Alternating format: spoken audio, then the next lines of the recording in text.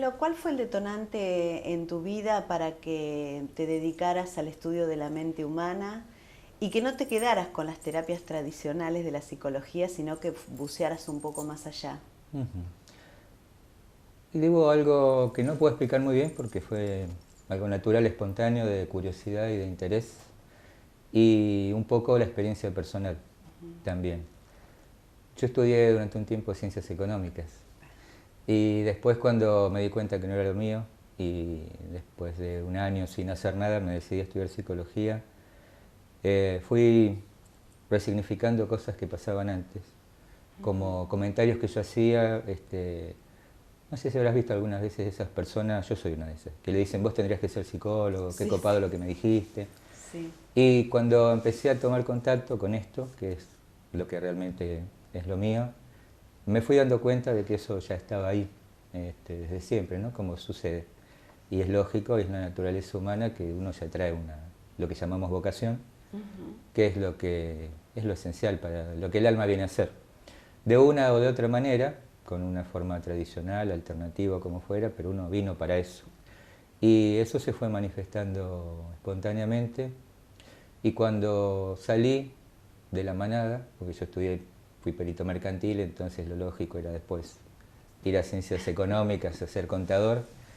Y fíjate que cuando estudié para ser contador, mi mejor nota fue en sociología. Claro, Así que ya estaba estaba, predeterminado. sí. De manera que lo que pasó fue que pude, por suerte, dejarme sentir y ir contactando a poco lo que realmente me gustaba.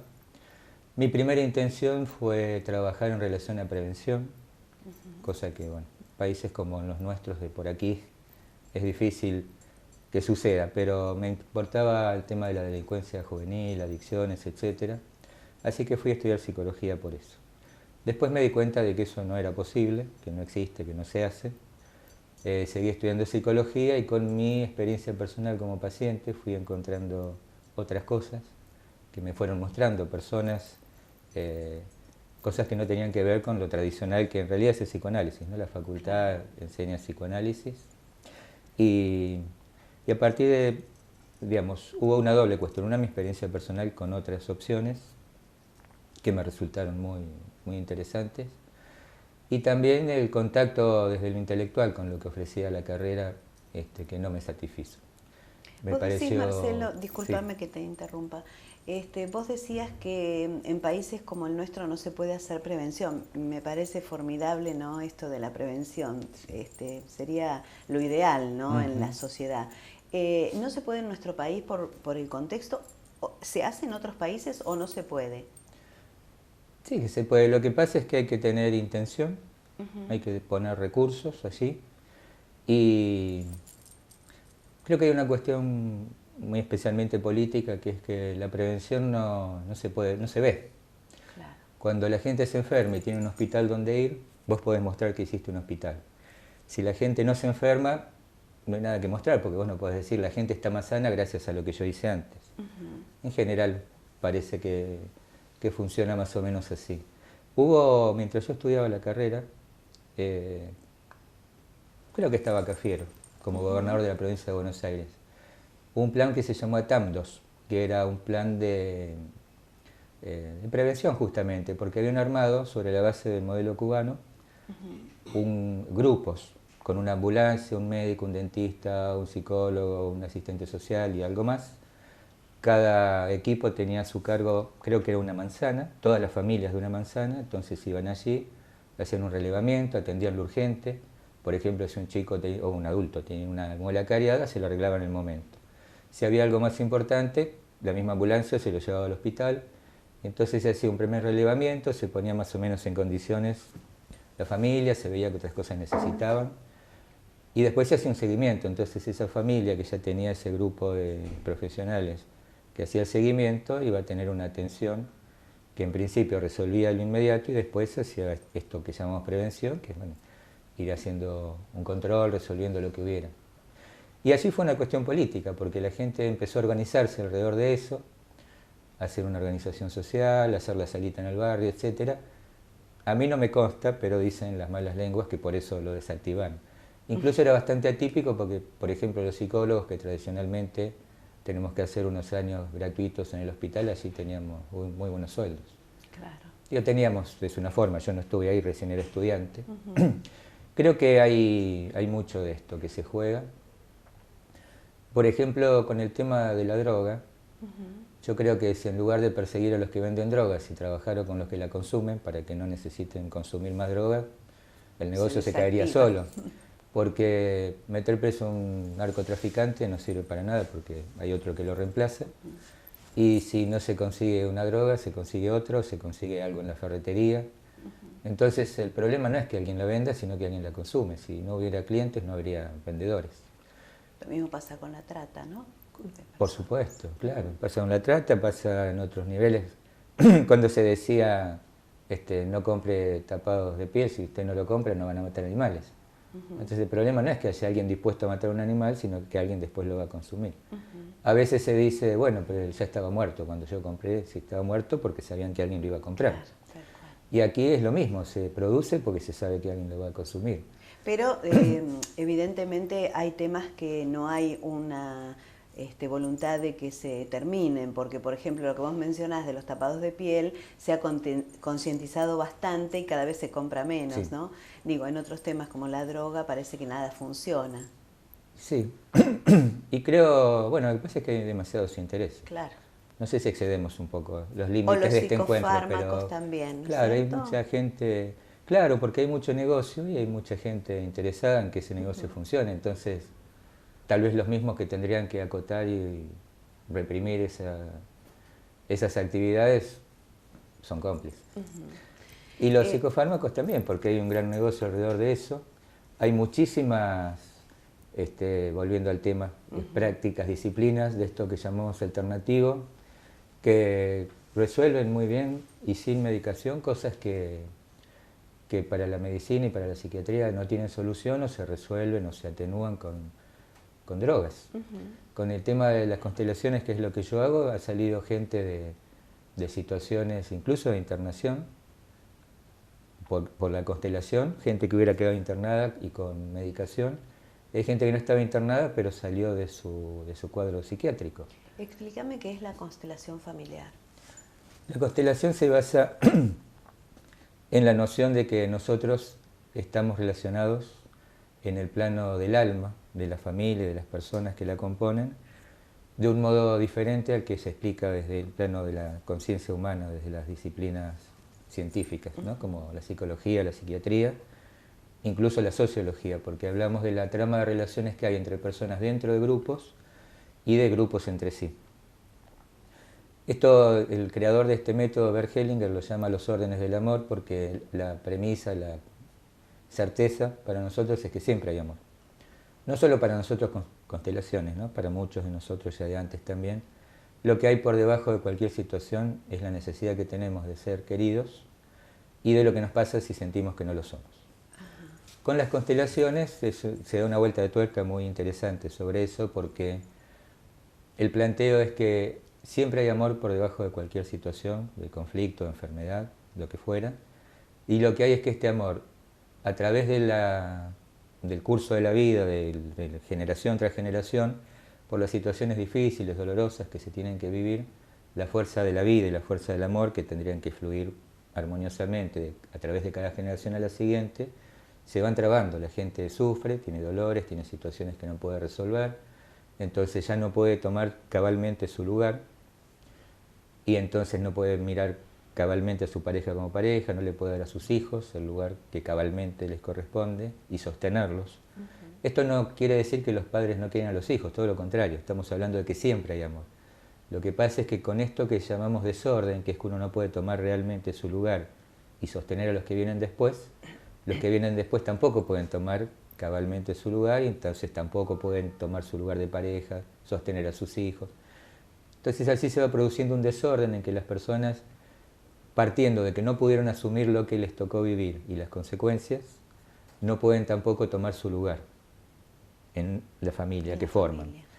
Entonces es un rompecabezas que nunca se arma, porque cada generación se incluye en una situación que ya está desordenada. Entonces el desorden se va reciclando. Entonces estas pautas que Bert Hellinger encontró, que son las que generan los malestares, tienen que ver con el derecho a ser reconocidos como miembros de la familia, con el lugar que ocupamos, que nunca es un buen lugar, por definición, por este desorden que ya viene de generaciones, con la forma en que nosotros, de un modo no consciente, nos involucramos con la historia familiar y con la necesidad de que se compense lo que se da y lo que se toma en las relaciones. Esto de cómo nos involucramos en la historia familiar tiene que ver con que, además de que naturalmente recibimos consecuencias de cosas que pasaron antes, nosotros, por lazos de amor y de lealtad que nos unen a nuestra familia, actuamos en el plano del alma, o sea que no somos conscientes en este nivel humano, pero en el plano del alma actuamos como si pudiéramos resolver algo de lo que nuestros antepasados todavía están sufriendo en el plano de su alma. Como si pudiéramos expresar un malestar que ellos no pudieron, o como si pudiéramos aliviar, o incluso tomar en nuestras manos el dolor, la culpa, la tristeza, lo que fuera que otro siente, como si pudiéramos hacernos cargo de la responsabilidad por algo que un antepasado hizo mal, o no hizo cuando tendría que haber hecho. Entonces, nosotros quedamos implicados en la historia familiar, viviendo al menos algún aspecto de la vida de otras personas. Y hay muchas implicaciones, o sea, estamos involucrados de muchas maneras en hechos de la historia familiar que no nos permiten mirar hacia adelante en nuestro futuro, con libertad. Entonces, un porcentaje... ¿Quedamos como atrapados en la familia y no podemos ser libres? Sería un poco Perdemos así. libertad, pero hay una fuerza, una instancia que une y que guía a todo el grupo familiar por generaciones, ¿no? Estamos hablando de generaciones, no solo de la familia nuclear. Es como una conciencia en común a todos los miembros de la familia. ¿Sería la conciencia colectiva? Claro, de ese grupo familiar. Entonces, esa conciencia familiar exige que se cumplan ciertas cuestiones, ¿no? Como esta que es que todo el mundo tiene derecho a ser reconocido. Claro. Esa conciencia lo que exige es que todo tiene que ser saldado. Dentro del sistema nada se pierde. Si alguien se enojó y no pudo expresarlo, con la muerte física ese enojo no desaparece, porque en este plano del alma del que estamos hablando, eso sigue estando ahí. Entonces, si no lo expresó esa persona, alguien lo va a expresar en su lugar. Como si el nieto dijera, abuela, ese enojo que vos no pudiste manifestar, lo voy a manifestar yo. Entonces el nieto vive su vida enojado, viste que uno dice, está enojado con la vida, nunca se sabe por qué, pero siempre está enojado. Bueno, esas personas, muchas veces, actúan así porque en realidad no tienen un motivo para estar enojadas, sino que están expresando, manifestando el enojo que alguien, un antepasado, no pudo expresar. Todo tiene que saldarse dentro del sistema. Lo que hay es que dentro de esta exigencia natural, esta ley, digamos, natural, que es que todo tiene que ser saldado, la implicación, esto de involucrarnos en la historia y hacer algo por los antepasados, es voluntaria. El alma lo hace por amor y por lealtad. Ve a un antepasado sufriendo y actúa amorosamente con la intención de resolver. Hay un libro por allí de una autora mexicana que se llama Los niños hacen todo por amor, porque aunque no sean conscientes, los chicos hasta están dispuestos a dar su vida, y muchas veces sucede, en lugar de los padres, porque ven que un papá o una mamá están en riesgo de morir y se ofrecen para morir en su lugar. Es un ejemplo extremo, con cosas no tan graves, también todo el tiempo sucede que los hijos, nietos, bisnietos, van actuando como si pudieran resolver algo para sus padres, abuelos, bisabuelos. Lo que hay es que eso transgrede la naturaleza, porque lo natural es que las cosas van hacia adelante, la vida va hacia adelante, entonces lo natural es que los chicos no cuidan a los grandes. Acá estamos hablando de chicos y grandes por el lugar en el sistema, porque aunque seamos adultos seguimos siendo los chicos en relación a los que estuvieron antes, ¿no? Claro. Entonces cuando el que viene después mira hacia atrás, está yendo en contra de la naturaleza, que dice que la vida va para adelante, pero además estás transgrediendo este orden natural que es que los grandes cuidan a los chicos. El que viene después no tiene que resolverle un problema al grande que estaba antes, y transgrede también otra de estas pautas naturales que es el derecho al propio destino.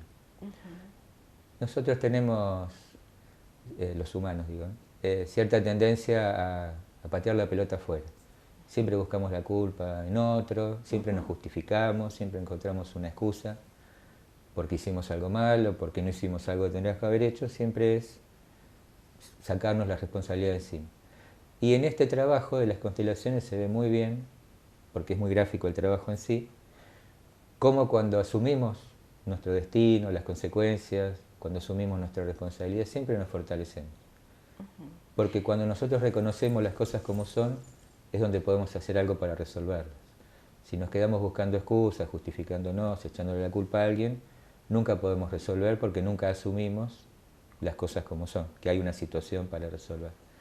Eso nos debilita. Si yo digo, bueno, yo hice esto, asumo las consecuencias, entonces con eso puedo hacer algo.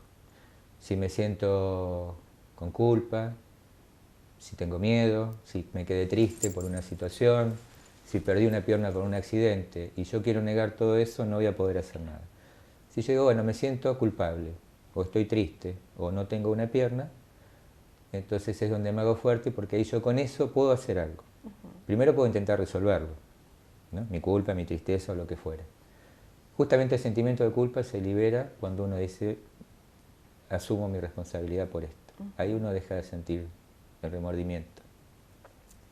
Pero aún si uno no pudiera resolverlo, supongamos que me siento mal y no hago nada y me quedo con este malestar, también me fortalezco porque yo con este malestar, o a pesar de este malestar, puedo hacer algo. Yo digo, bueno, me siento culpable porque hice tal cosa y lastimé a alguien. Puedo perder mi tiempo y mi energía negando que me siento mal y echarle la culpa al otro, cosa que es muy típica también. Sí. Me enojo con el otro, ¿no? Bert Hellinger, el creador del método, dice que muchas veces habría que preguntarse ¿qué te habré hecho para estar tan enojado con vos? ¿No? Porque este enojo es un mecanismo para echarle la culpa al otro y no sentirme yo culpable. Pero si yo me siento culpable, puedo hacer algo para resolver esta culpa, o puedo decir, bueno, a pesar de la culpa, con esta culpa encima, voy a hacer algo con mi vida. Claro. Entonces, la única forma que tenemos de fortalecernos y de poder ser libres y mirar hacia adelante, hacia nuestro propio destino, es asumir las cosas como son. ¿De qué manera se trabaja en estos talleres de constelaciones para que la persona pueda sacar eso y ubicarse nuevamente en ese seno familiar? Y encontrar el lugar o el reconocimiento. Sí, y encontrar el lugar es fundamental porque nosotros no somos seres aislados, somos parte de la familia y si no encontramos nuestro lugar ahí, no encontramos después tampoco el lugar en el mundo. Y como la fuerza está en las raíces, para nosotros las raíces son la familia, entonces es fundamental que la familia esté ordenada y nosotros integrados así. Entonces la constelación lo que nos permite es ver en qué contexto está incluida la persona que viene con un problema y qué es la situación que le está generando este malestar que tiene para resolver. La constelación se hace con personas que representan al mismo que va a constelar y a miembros de su familia. Esas personas son ubicadas en el espacio por la misma persona que va a constelar. Es parecido a como si dibujara a la familia, pero en lugar de dibujarla, arma su imagen en el espacio.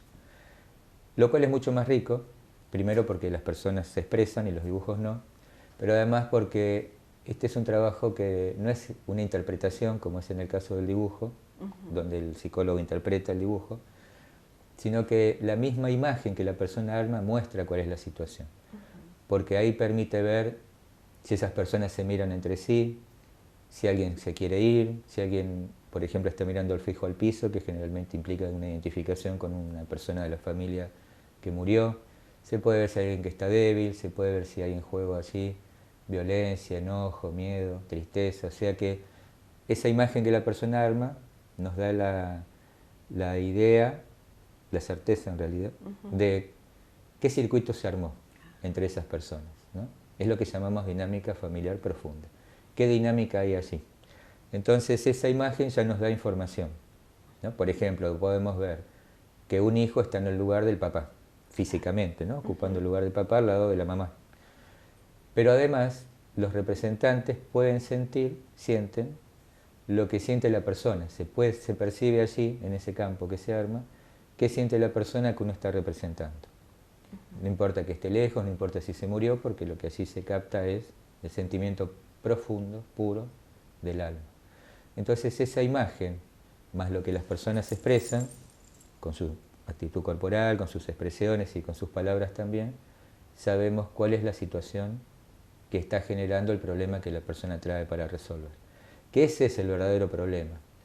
Porque lo que nosotros llamamos un problema, por ejemplo, un problema de salud, físico, mental, emocional, una adicción, una mala relación con alguien, la pareja, los padres, los hijos, la dificultad para conseguir trabajo, no lograr armar una pareja, no lograr un embarazo, lo que fuera, que nosotros decimos, este es mi problema, en realidad es la manifestación, la expresión en este plano del verdadero problema, que es ese que está allí, más profundo en el plano del alma, que es esto que yo decía que llamamos la dinámica familiar. Entonces, cuando nosotros armamos una configuración, una imagen de ese grupito, de esa parte de la familia que hay que trabajar, lo que estamos viendo es la verdadera causa, el núcleo de la cuestión que la persona trae para resolver. Entonces no nos quedamos con el enunciado de la persona, el enunciado que la persona trae como problema, lo tomamos como punto de partida. Pero después la constelación lo que nos permite ver es eso más profundo, que es la verdadera causa del problema que la persona manifiesta. Y allí lo que hacemos es ordenar, que todo el mundo sea reconocido, que cada uno ocupe su lugar y cada uno se haga cargo de lo que le pertenece. Entonces, si viene aquel nieto del ejemplo anterior, que está manifestando el enojo de la abuela, y tiene a su abuela allí representada, y la abuela le dice, este enojo es mío, yo lo tomo, la abuela se fortalece porque se hace cargo de lo suyo, y se fortalece el nieto, que ya no tiene que hacer nada por su abuela. ¿Qué pasa cuando la familia se disgrega o un miembro de una familia va hacia otra familia? Por ejemplo, en el caso de la adopción. Bueno, la constelación para lo que se trabaja justamente es para integrar la familia. Entonces, cuando hay alguna forma de dispersión, que a veces ni siquiera es física, ¿no? Porque a veces las personas vienen y dicen, yo estoy ahí con mi familia, los veo, y no nos peleamos, pero es como si no me vieran, por ejemplo, ¿no? Y muchas veces sí, físicamente no se ven por mucho tiempo. La constelación lo que nos permite justamente es lo que yo decía recién. Viendo esa configuración, esa imagen que el miembro de esa familia que viene para resolver esa situación armó allí, nos permite desatar el nudo que generó ese conflicto. Entonces, cuando se resuelve, la causa del conflicto se resuelve para todos, ¿no? Cuando, es como decimos, si apagamos la luz, se apagó para todos, no podemos seleccionar para uno sí, para otro no. De manera que aunque la constelación la hace uno, que es el que viene al taller, cuando se resuelve el núcleo del conflicto, se resolvió para todos, pues si el conflicto no existe más, no existe más. Claro. No es que existe para uno sí, para otro no. De manera que la constelación tiene efecto sobre todo ese grupo de personas, que a veces incluye varias generaciones para atrás, que han sido afectados por ese mismo problema. Entonces lo que hay es que naturalmente y espontáneamente esas personas se van reencontrando. Un día te encontrás con que te llamó alguien que hace años que no veías, en esta época puede ser un correo electrónico o un Facebook.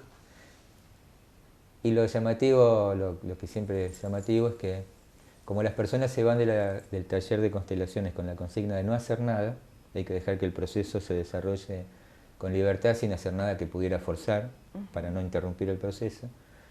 Entonces generalmente el que da el primer paso es el otro, el que no vino a la constelación, porque el otro no tiene consigna de no hacer nada y cuando lo siente espontáneamente se acerca. Esto sucedió siempre, porque siempre que se trabaja con la constelación se desata ese nudo de conflicto, siempre hay un reencuentro. Hay personas que se han reencontrado en la familia después de 20 o 30 años Y por ejemplo, en el caso de familias ensambladas, que es lo que vemos tanto en este momento de la sociedad, ¿de qué manera se arma el entramado? Igual. Igual, porque la constelación lo que permite es justamente armonizar la relación entre ese grupo de personas, donde es importante que la pareja anterior sea reconocida. Claro. Muchas veces la pareja nueva, estas cuestiones de celos de los humanos, quiere negar que hubo alguien antes y ocupar ese lugar. Esto se trata de lugares, y uno no puede ocupar el lugar de otro. Claro. Si yo tuve una primera esposa, no puedo tener otra primera esposa. Claro. Se supone que la que me importa es la que tengo ahora, que es la segunda, pero si la segunda es muy celosa, va a querer ocupar el lugar para mí, negando que la primera existió, y eso genera malestar. Pero justamente a través de la constelación lo que podemos lograr es que haya un reconocimiento. Muchas veces las nuevas parejas compiten con los hijos de la pareja anterior también, o intentan tomar el lugar del papá o de la mamá, Bueno, todas esas situaciones se acomodan, se ordenan con la constelación y entonces se puede armonizar la relación entre ellos. En el caso de las adopciones que vos preguntabas, hay un conflicto importante allí, porque muchas veces los padres adoptivos tienden a querer ocupar el lugar de los padres verdaderos. Nosotros no tenemos más que dos padres que son los que pusieron la semillita, no podemos tener otros, y cuando alguien quiere ocupar el lugar de otro siempre hace mal. Pero además, como nosotros estamos unidos por estos lazos de lealtad y de amor a nuestros padres y a nuestra familia, cuando alguien hace algo en contra de nuestros padres, siempre nos enojamos y siempre nos sentimos mal. Viste que muchas veces por ahí uno dice algo del papá o de la mamá, algo negativo, pero si lo dice otro le molesta. ¿No? Como yo soy el hijo puedo decirlo, pero vos no. Sí. Esto sucede en el plano del alma, de manera tal que no importa si el hijo conoció o no conoció a los padres. Si los padres biológicos lo entregaron en adopción o lo abandonaron, a veces los hombres en este plano ni siquiera se enteran, porque hay mujeres que quedan embarazadas y no le comunican al hombre con el que se embarazaron y tienen al hijo igual, o a veces lo abortan, pero para el caso es lo mismo porque ese hijo existió. Y eso genera un malestar importante. Aun cuando el hijo en este plano humano no haya conocido a sus padres, el alma lo sabe. El alma sabe que sus padres son aquellos. De manera que si los padres adoptivos intentan ocupar ese lugar de padres, hacen mal.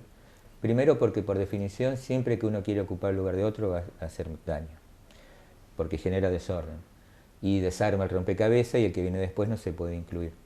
Pero además, cuando los padres adoptivos quieren negar a los padres biológicos, lo que generan es que el hijo adoptado se enoje. Como pasa con los docentes, muchas veces los chicos se portan mal en la escuela porque sienten, perciben que su maestra o maestro no respeta a sus padres. Entonces cuando el hijo adoptado sabe, siente, percibe que sus padres biológicos no son respetados por sus padres adoptivos, entonces se enoja. Después termina el pobre chico en psicólogo, psicopedagogo, con tratamientos, porque tiene mala conducta, porque no se sabe qué le pasa, y lo que le pasa es que está enojado porque sus padres no son respetados. Entonces la constelación lo que nos permite es integrar a los padres biológicos con los padres adoptivos, con el hijo.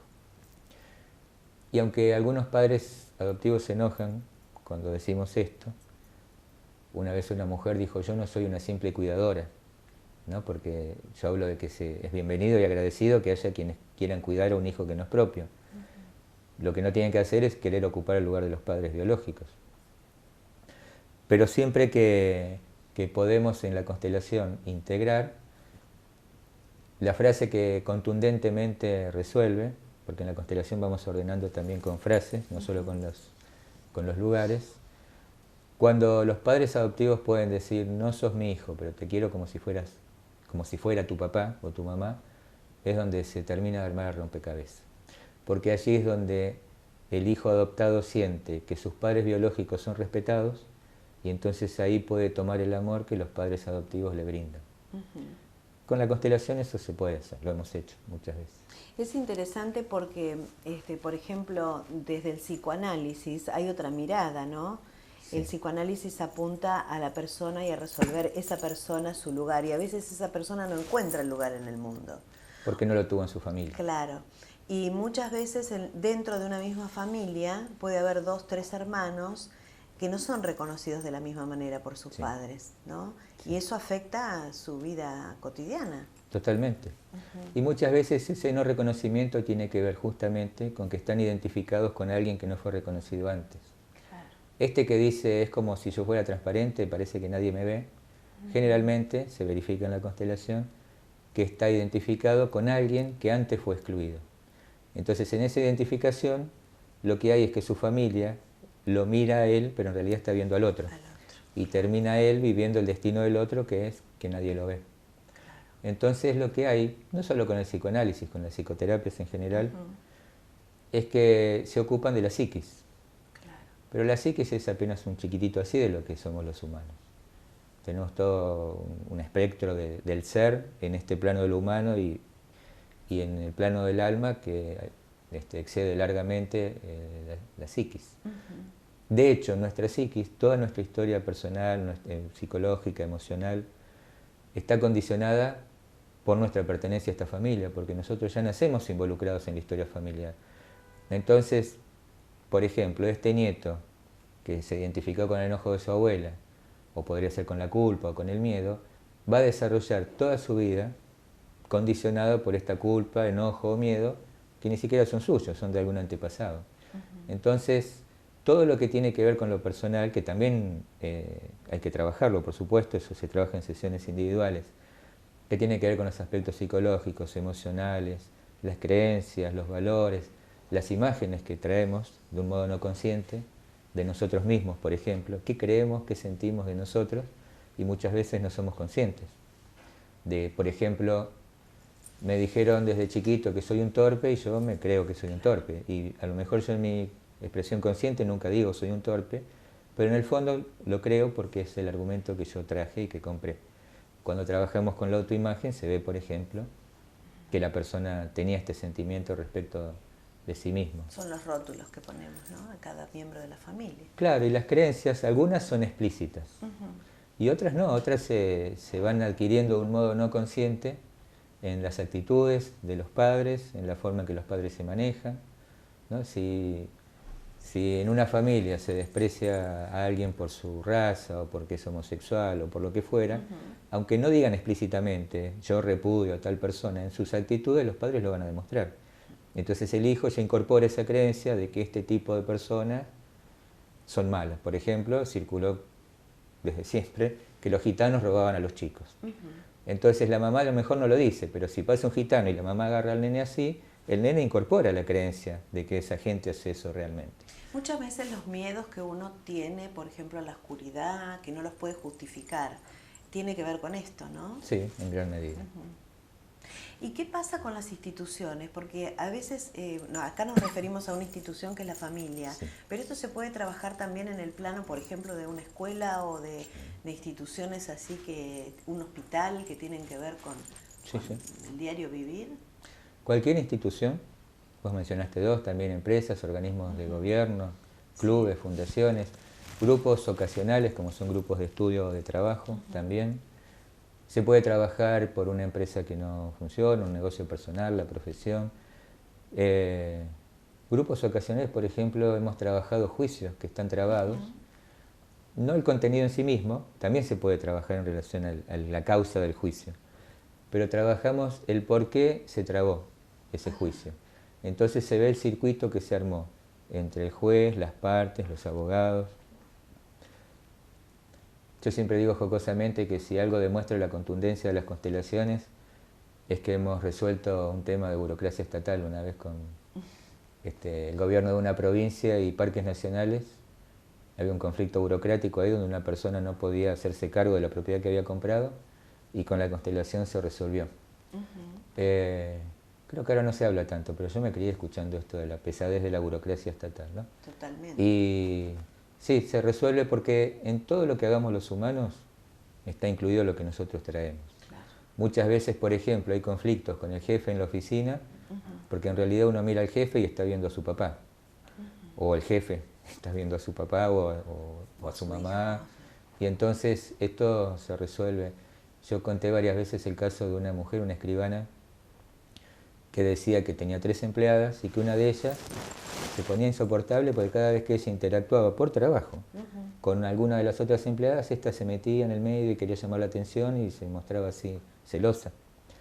Y yo le dije, bueno, eso lo trae ella de su relación familiar, actúa como una niña celosa de sus hermanas, claramente. Y ella me dijo, bueno, yo soy como una madre para ella, yo actúo así como si fueran mis hijas, con lo cual, sin ser consciente ella de esa causa más profunda, confirmó esto, ¿no? Muchas veces nosotros vemos reclamos de un adulto a otro adulto, por ejemplo en la pareja, y que parecen reclamos tontos o muy chiquitos, o a veces la anécdota no es tan grave y sin embargo parece que no tiene solución y se arma un gran lío. Y esto tiene que ver con que nosotros, mayoritariamente, yo a veces digo un poco en broma, pero no tanto, que este planeta está lleno de niños con cuerpos grandes.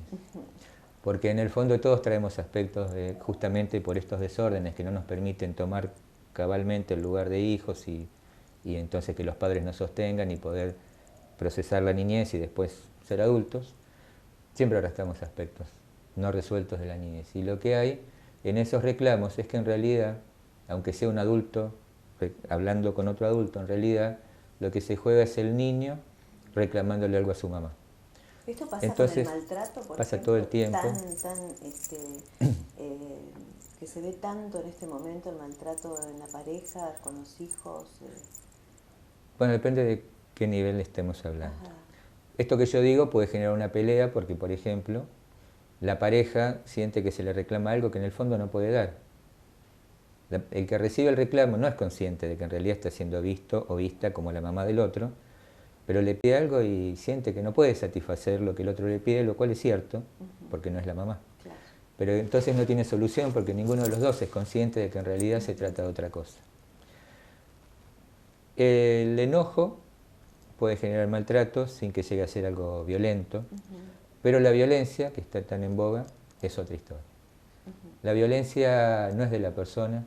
Hay muchas cosas que no son de la persona, sino de la familia, del sistema, como la violencia, por ejemplo.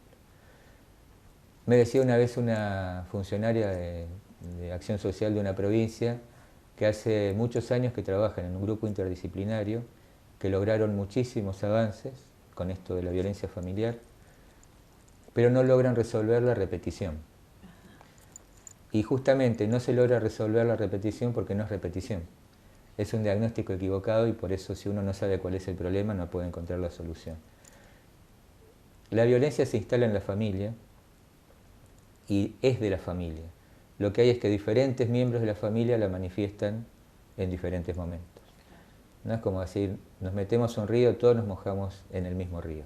No es un río para cada uno. Y aquí lo que hay es esto, la violencia se instaló por algún hecho concreto y real de violencia generaciones atrás, y entonces la violencia quedó instalada en la familia. Entonces no es que se repite, sino que el padre, el hijo, el nieto van manifestando la única misma violencia que está desde hace generaciones. Desde esa mirada de que es algo individual, es que no se puede resolver, porque no es un problema psicológico.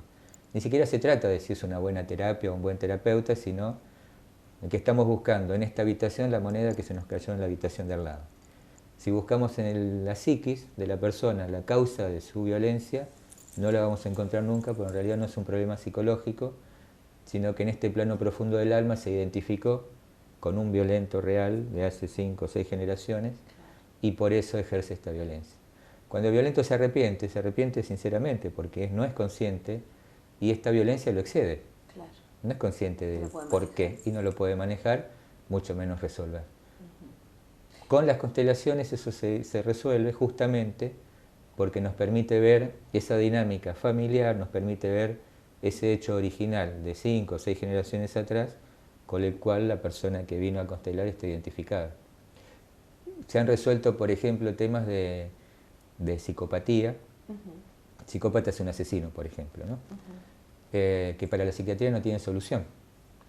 Y con la constelación se resuelve. Porque justamente cuando la psiquiatría mira como un problema psiquiátrico, está mirando a la persona individualmente y la causa no está allí. Entonces, como la causa no está allí, no se puede resolver. Pero si vos mirás el contexto familiar y podés ver unas generaciones más atrás, allí encontrás la causa. Entonces, cuando vos resolvés allí, el que vino con la identificación queda desidentificado.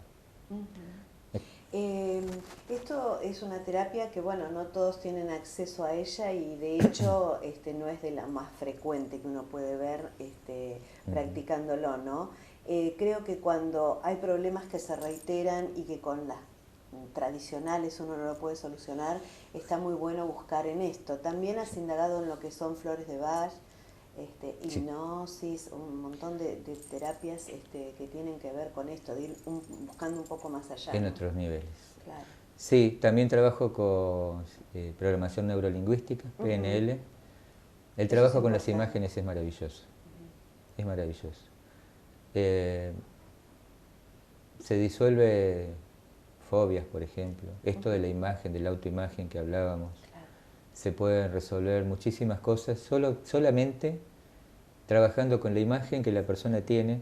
No es imagen en el sentido de las meditaciones con imágenes que uno va imaginando algo, sino la imagen de un hecho real que uno conserva.